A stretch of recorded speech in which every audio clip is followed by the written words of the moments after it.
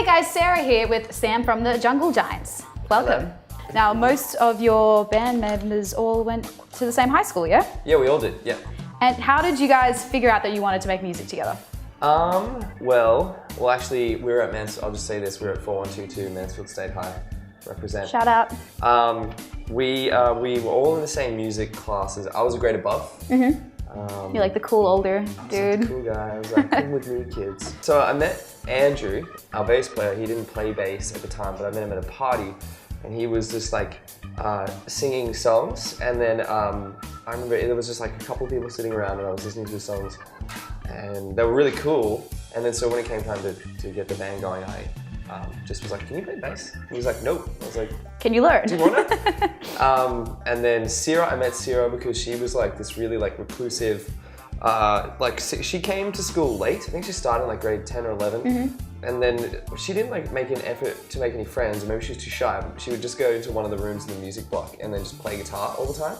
And then like, I think Andrew started talking to her and was like, she's pretty cool and she's good at guitar. And then eventually I met her, and Keelan was just like this fun time, good times guy that happened to play drums at the time. So when I left school, I had all these songs together and I asked them all if they wanted to be in the band, and everyone seemed keen, which is cool. So while they were finishing school, there was like 8 months left, mm-hmm. and I realized I needed $6,000 to do the first EP when I got a job at Night Owl convenience store. Groovy. And a job at McDonald's.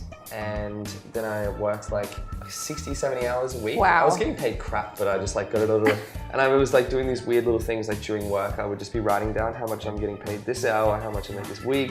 And then one day, after all these months of doing it, I tallied up how much I had in my bank account. And it was like $6,020.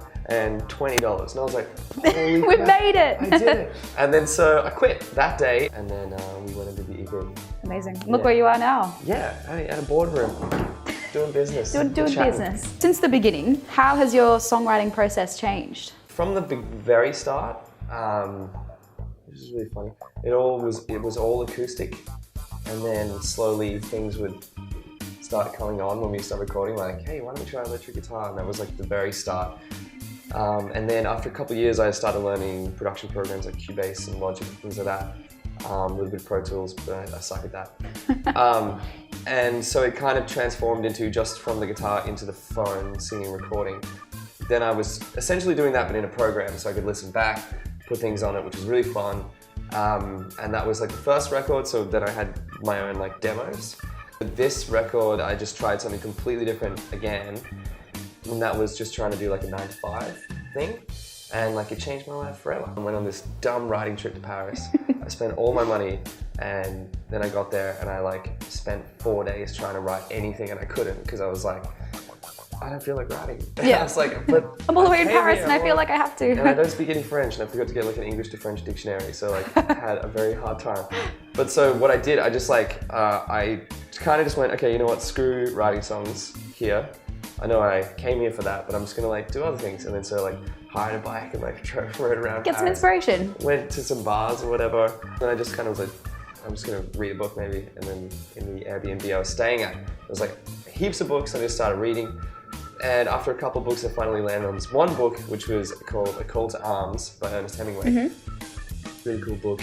Best book I ever read at the time. Like it really got me into reading again since I was a kid.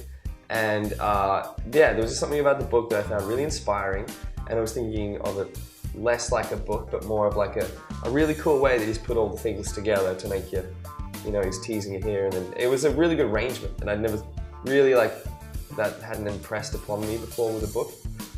So I kind of got the inspiration I was looking for just from a book. Yeah, wow. Instead of writing. So that kind of did this cool thing for me. I just started researching Ernest Hemingway, and it just so happened that he wrote like this whole essay on how to write better.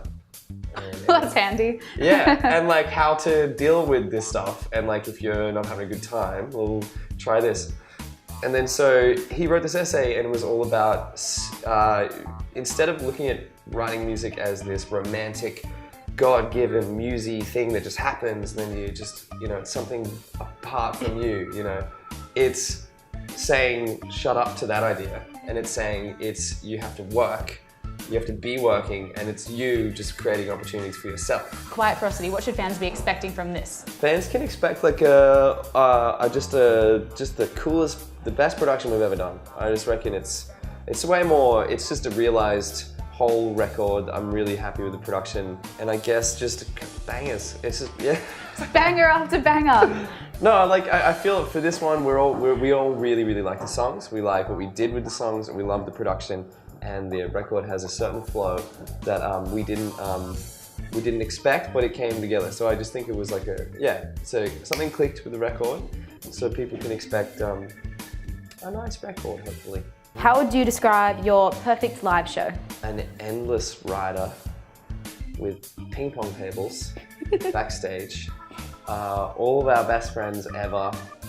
We get dropped off by helicopter right before, 2 minutes before the set. We could be drinking backstage, get picked up by a helicopter, dropped. Just to go the couple meters. Yeah. But yeah, you know, like I guess good live show to me, and something that makes it a good live show is not too regiment, like just things happen. Like there was one of my favorite shows we ever played. Was we did like this smaller show in Sydney, it was Oxford Arts Factory. I fell into the crowd. I was like a bit drunk, and then I was singing, and I tumbled all the way forward, and I like nearly did a flip. And then Impromptu stage as dive. I fell in, people were trying to help me up, and then the mic came with me, and my brother was there, and he'd been living in Berlin, and I hadn't seen him like a year and a half, and he was there, and he took the mic, and he was like, "Sam, it's me, Steven." And then I was like, "What the hell are you doing here, man?" And like the band was still playing, but then they kind of just like quietened down and turned it into a jam. And it was just the funniest, everyone was laughing so hard, it was the funniest thing. And he was really drunk, so he was like, "It's so good to see you, man. It's so good." And I was like, "Steven, I need the mic. I'm in the middle of a thing right now. I need to keep the gig going." He's like, "Okay, see you afterwards."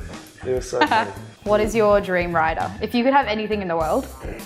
I like to keep it simple, like really nice cheese and meat. Nice Is that platter. keeping it simple? Nice, yeah, a nice platter, maybe some sandwiches, a bunch of good booze,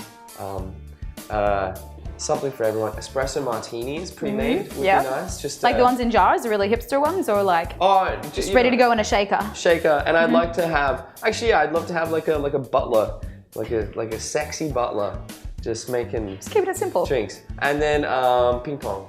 Yeah. Ping pong. What is one record that changed your life? A record that got me super duper uber into writing, at least, was Forever Ago by Bon Iver. But I could also say, what was that first record by Cloud Control? I don't know what it was called anymore. I haven't listened to it in ages. But that Cloud Control first record also changed everything for me. I remember so I was listening to that Bon Iver record that made me want to write music for sure. So I was like playing around with acoustic guitars. But then that first Cloud Control record, which I can't remember what it's called. I should look it up. Must have really changed your life. It did though, but like it just like what it did was it made me want to like put electric guitars in the songs. And I was like, we should get some drums. Like it was like like a band. Yeah, it was like everything made sense from that. So I realized that you could take acoustic songs and make it bandy.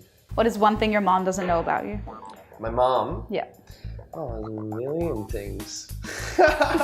Here's one thing. I remember one lie. I was just telling you how before the band started, how I was working those 2 jobs. She doesn't know how she thought I quit McDonald's. But actually, there was one day when I realized I had enough money, I just stopped going. And then... you just didn't turn up to shifts. Yeah, and they just kept calling, and they kept calling all the time, and I just like put my phone down every time. And I was annoying like, ex, like, and then so get the message. I got fired. So like, I would say my employment history looks really bad. She doesn't know this. She probably wouldn't like to know, but I guess she wouldn't care either. Just make sure she doesn't watch the interview. Yes. Hey, I'm Sam from the Jungle Giants, and you're watching Tone Deaf.